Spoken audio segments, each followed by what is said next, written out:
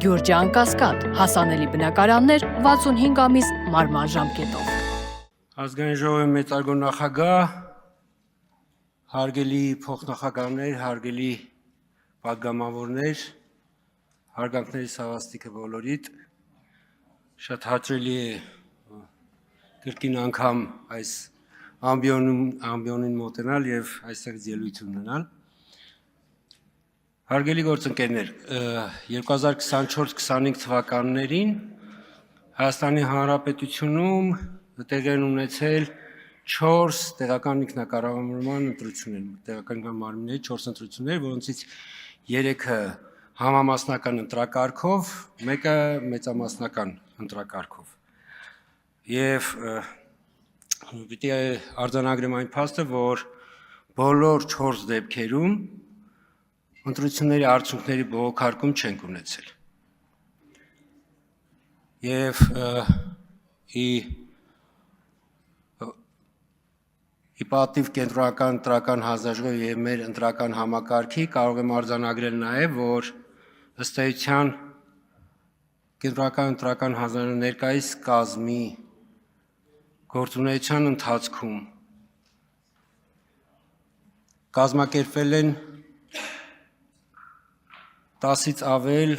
համամասնական ընտրակարգով ընտրություններ, այդ թվում Երևանի ավագանու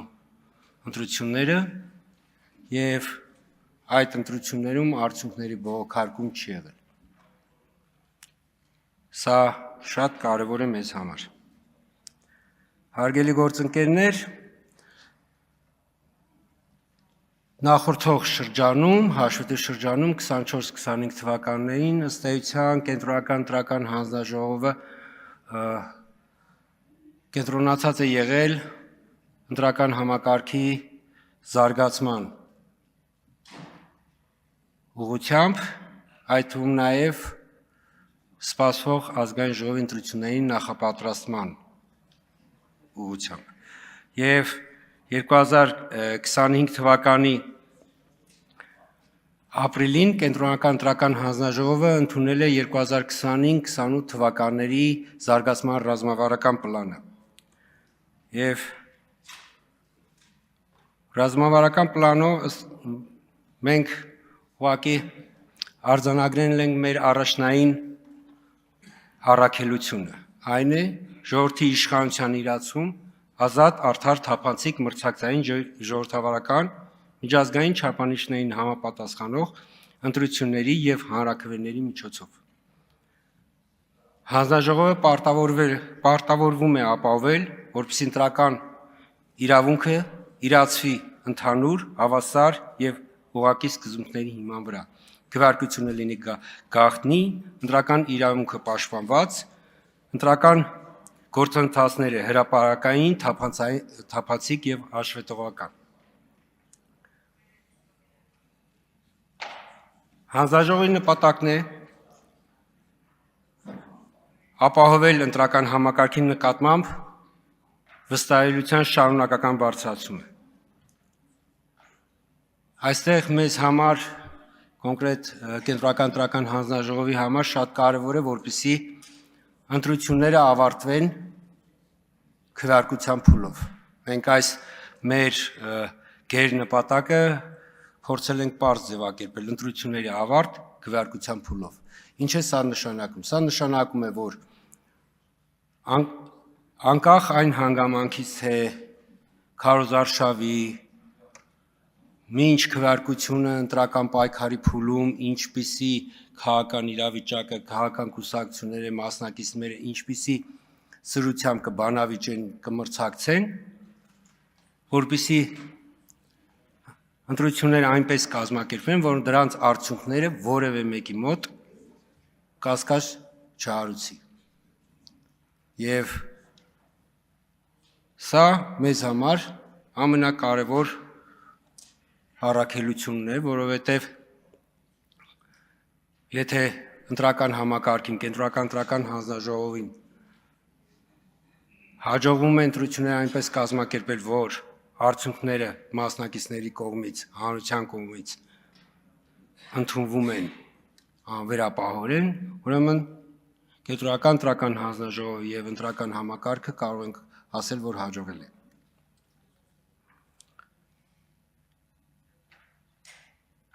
Այս նպատակով ընտրական գործընթացների արդյունավետ կազմակերպում, թափանցիկություն եւ հաշվետվողականության բարձրացում, տեխնոլոգիական զարգացում, ընտրողների կրթություն եւ իրազեկման բարձրացում, ընտրական հանձնաժողովների կարողությունների զարգացում։ Սա ես թվարկում եմ մեր ռազմավարության, այսպես ասենք, անկյունաքարային կետերը, շատ այսպես կրճատ տարբերակով, բայց պիտի արձանագրեմ, որ այս ամենը ինչ ես թվարկում եմ, ըստ էության բոլոր մեր նախապատրաստական կազմակերպչական գործընթացների հիմքում ընկած է ուսուցումը։ Տարիների փորձը ցույց տվեց, որ ընտրությունների ժամանակ հնարավոր բոլոր խնդիրների ակունքը դա գիտելիքի պակասն է։ Այդ թվում տեղամասերում խնդիրները կամ նույնիսկ քարոզարշավի ընթացքում ի հայտ եկող խնդիրները մեծամասամբ խնդիրները, ես նկատում եմ քրեաիրավական դաշտի խնդիրները, որոնք որ ի հայտ են գալիս ընտրությունների ժամանակ,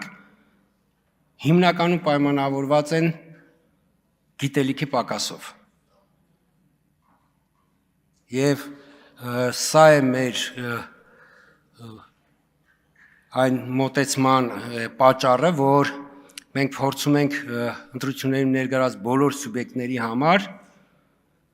կազմակերպել դասընթացներ անդադար։ Ուսուցման փուլեր բոլոր, այսինքն այստեղ քանի որ խորհրդարանական խմբակցությունները տեղամասային ընտրական հանձնաժողովների անդամ նշանակելու իրավունք ունեն, այն սուբյեկտներն են, ովքեր նշանակում են տեղամասային ընտրական հանձնաժողովի անդամներ, դուք գիտեք, որ լիցենզավորում է իրականացվում, այսպես կոչված լիցենզավորման գործընթացը։ Այնուհետև մենք բոլոր ընտրությունների ժամանակ նշանակված տեղամասային ընտրական հանձնաժողովի անդամների համար անցկացնում ենք դասընթաց արդեն ձևավորված կազմերի հետ։ Բայց դրանից զատ հատուկ դասընթաց են կազմակերպում նաև հատկապես նախագահ քարտուղարների համար, այսինքն ըստ էության նախագահ քարտուղարները երկու դասընթացի փուլեր են անցնում, որովհետև նախագահ քարտուղարների դասընթացները տարբերվում են նաև այն տեսանկյունից, որ ընտրական օրենսգրքի գիտելիքների զատ նրանց նաև ուսուցանվում է առաջնորդություն, ռիսկների կառավարում եւ նախորդ շրջանի ընտրությունների փորձը, որ մենք ըստ էության տեղամասերում խնդիրներ չենք ունեցել, նկատի ունեմ ընտրախախտում կամ ինչ-որ լուրջ խնդիրներ, պայմանավորված է այս հանգամանքով։ Եվ հաջորդ նորարարությունը, որը որ մենք առաջին անգամ կիրառեցինք Երևանի ավագանու ընտրությունների ժամանակ եւ պատրաստում ենք նաեւ ազգային ժողովի ընտրություններին ընդառաջ այդ նույն կազմակերպել, դա ընտրություններին մասնակցող քաղաքական ուժերի վստահված անձանց ուսուցումն է։ Մենք Երևանի ընտրությունների ժամանակ գրանցված քաղաքական ուժերին առաջարկեցինք, որ եթե ցանկանում են, մենք կարող ենք տրամադրել դասընթացավարներ, որոնք կմոտենան գրանցված կուսակցությունների մատնանշած վայր, իրենց հետ տանելով նյութեր, իրազեկման նյութեր վստահված անձերի համար, կվարեն դասընթացները, կտրամադրեն այդ նյութերը եւ մեզ որևէ տվյալ, այսինքն վստահված անձանց վերաբերյալ որևէ գրացում մեզ պետք չէր։ Մենք ուղղակի նույնիսկ առաջարկել ենք, որ եթե դուք հնարավորություն ունեք, այսինքն տարածքներ, որտեղ որ կարող եք 20-30 հոգանոց խմբեր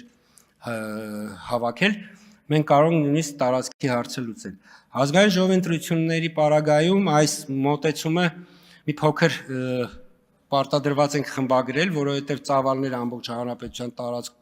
տարածքով մենք մեր դասընթացավարների միջոցով ֆիզիկապես չեն կարողանա կազմակերպել, բայց մենք գրանցումից հետո գրանցված քաղաքական ուժերին առաջարկել ենք, որպեսզի իրենք տրամադրեն իրենց դասընթացավարներին։ Եվ միջազգային գործընկերների հետ համագործակցությամբ մենք կկազմակերպենք դասընթացավարների դասընթաց, այդ թվում նաև վերջում որոշակի ստուգարք կիրականացնենք եւ կտանք նաև վկայականներ, որ իրենք դասընթացի անցած տվյալ մասնակիցները կարող են իրականացնել վստահված անձանց դասընթացներ։ Սա այս մոտեցումը մենք ասում ենք ինչու ենք անդադ այսպես ուսուցանում, որովհետև շատ կարևոր որպեսզի տեղամասում գործունեություն իրականացնող սուբյեկտները նկատի ունեմ հանձնաժողովի անդամ, դիտորդ, ԶԼՄ ներկայացուցիչ, վստահված անձ, ովքեր որ որոշակի իրավունքներ եւ պարտականություններ ունեն տեղամասում ընտրությունների քվեարկության ընթացքում, արդյունքների ամփոփման ընթացքում, իրենք բոլորը առաջնորդվեն նույն ընտրական օրենսգրքով։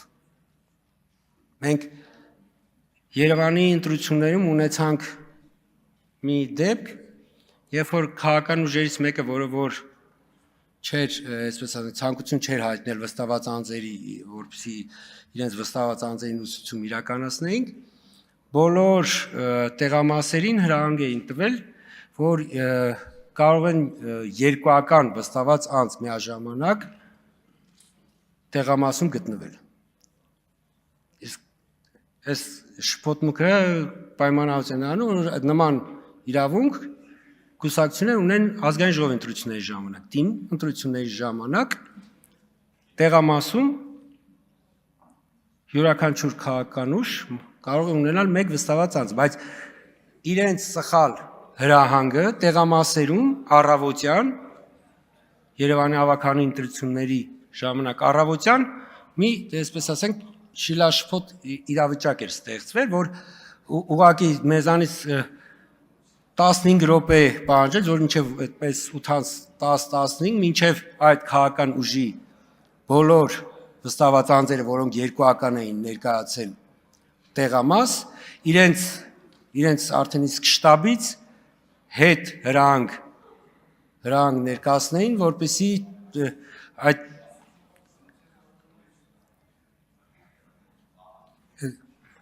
Հարգելի գործընկերներ, խնդրում եմ բոլորդ զբաղեցրեք ձեր տեղերը եւ լռություն պահպանեք։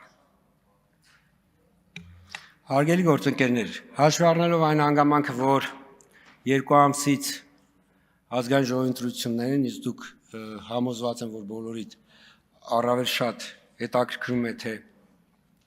ԱԺ-ընտրությունների նախապատրաստական ինչ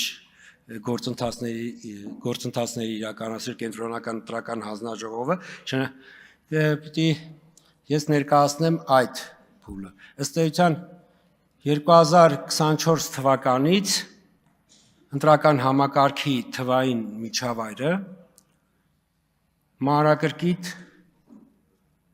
ստուգվում, հետազոտվում եւ բարելավում է։ Եվ արդեն այս փուլում կարող ենք արձանագրել, որ մեր ընտրական համակարգի թվային գործիքները ըստ էության ամբողջ մեր ընտրական փուլը իր մեջ պարփակում է եւ բացառությունը մնում է քվեարկության գործընթացը, որը որ բուն քվեարկության գործընթացը իրականացում է թղթային, բայց մնացած ամբողջ գործընթացի ապահովման համար ներդրված են թվային գործիքներ։ Իհարկե զուգահեռ մի քանի պարագայում, քանի որ դա ընտրական օրենսգրքով է պայմանավորված, պահպանվում է նաև թղթային տարբերակ։ Օրինակ կուսակցությունների առաջադրման գործընթացը ինքը ըստ էության ներկայիս ներդրված գործիքը, որը որ կա բոլոր առաջադրվել պատրաստող քաղաքական ուժերը կարող են ընտրությունները նշանակելուց հետո դիմել եւ ստանալ օգտահաշիվ։ Այդ օգտահաշվով արդեն իրենք կարողանում են ձևավորել իրենց ցուցակները, կարողանում են ներկայացնել կից փաստաթղթերը, այսինքն համակարգը դրա հնարավորությունը տալիս է, կարողանում են հետագայում նաև հայտարարագրեր ներկայացնել, այդ թվում նաև քարոզարշավի փուլում ֆինանսական հաշվետվությունները եւ երեք մենք նաեւ հրավիրել էինք արդեն իսկ օգտարշիվ ստացած քաղաքական ուժերի ներկայացուցիչներին, այդ թվում նաեւ այն քաղաքական ուժերին, որոնք որ դեռ օգտարշիվ չէին ստացել, բայց կարող էին մտադրություն ունենալ, որպեսզի առավել մանրամասն ծանոթանային այդ գործիքակազմի հետ։ Դիտորդների, զանգվածային լրատվության միջոցների հավատարմագրումը ամբողջությամբ ներկայումս թվային է։ Այսինքն դիտորդներին, ԶԼՄ ներկայացուցիչներին կարիք չկա գալ կենտրոնական ընտրական հանձնաժողով, իրենք request համակարգով իրենց դիմումները գրանցման անհրաժեշտ փաստաթղթերը ներկայացնում են, դրանից հետո գրանցվում են, գրանցումից հետո իրենք կլինի դիտորդներին, թե լրագրողներին, իրենք են մուտքանում տվյալները, համակարգը գրանցում է, դրանից այդ թվում նաև համակարգը հնարավորություն ունի համեմատելու արդյոք օրինակ դիտորդի տվյալները այլ որպես ընտրության մասնակցող սուբյեկտ գրանցված է թե ոչ, օրինակ ԶԼՄ ներկայացուցիչ կամ թեկնածու, իսկ ինքը համակարգը որտեղ չի կարող դիտորդը լինել թեկնածու կամ ԶԼՄ ներկայացուցիչ, ԶԼՄ ներկայացուցիչը չի կարող լինել թեկնածու եւ այսպես շարունակ, այսինքն այս համակարգերը ստուգում են եւ նոր միայն գրանցում են, արդեն անհատական գրանցումներն է տեղի ունենում, վկայականները ինքնաշխատ կերպով են գեներացվում,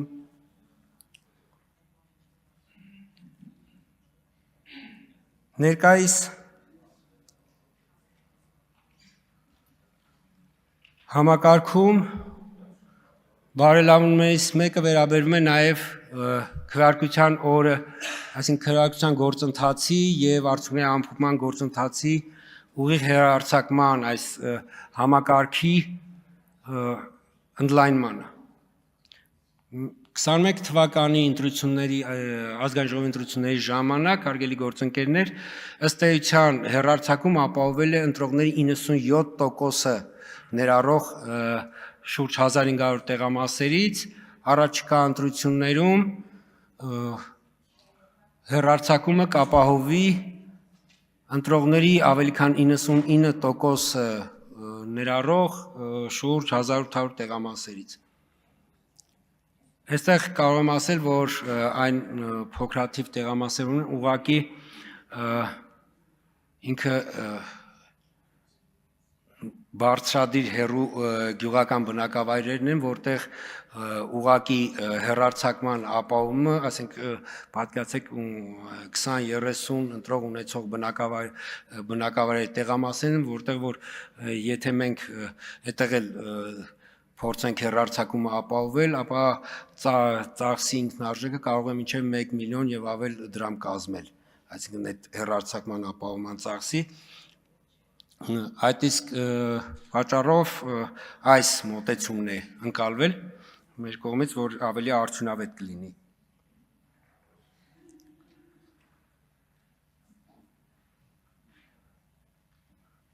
Մյուս նախապատրաստական այլ աշխատանքների մասին հարգելի գործընկերներ, փետրվար ամսին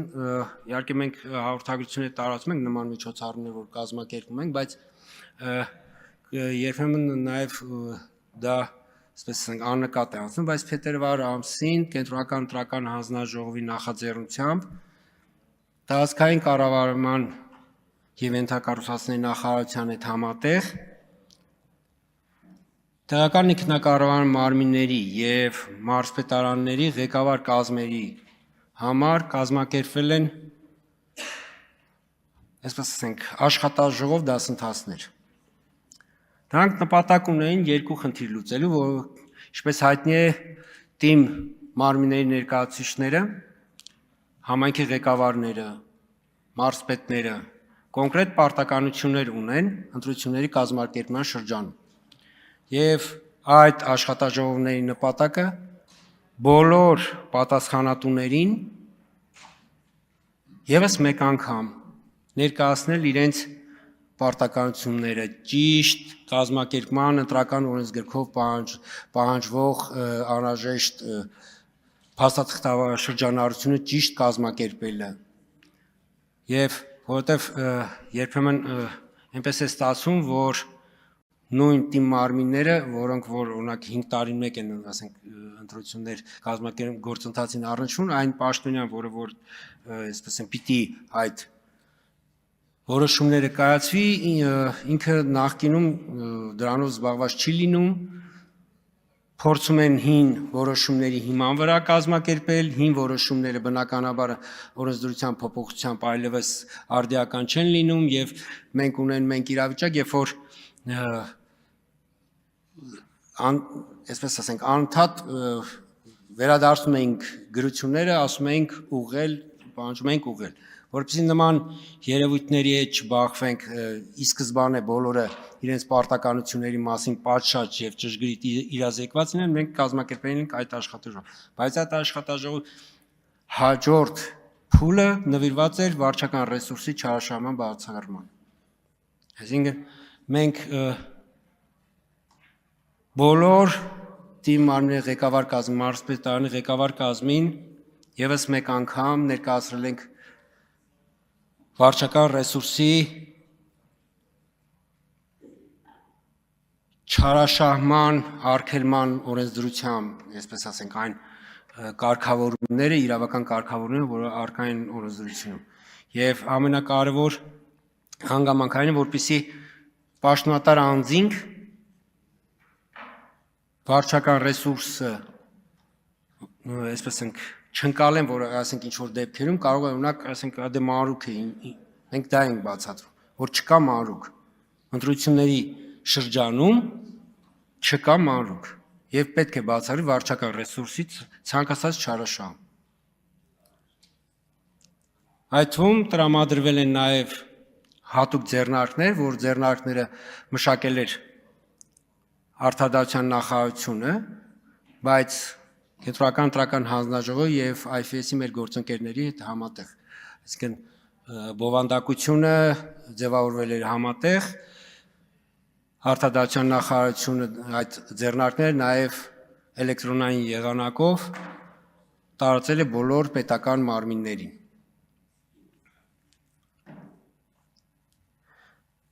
Հարգելի գործընկերներ,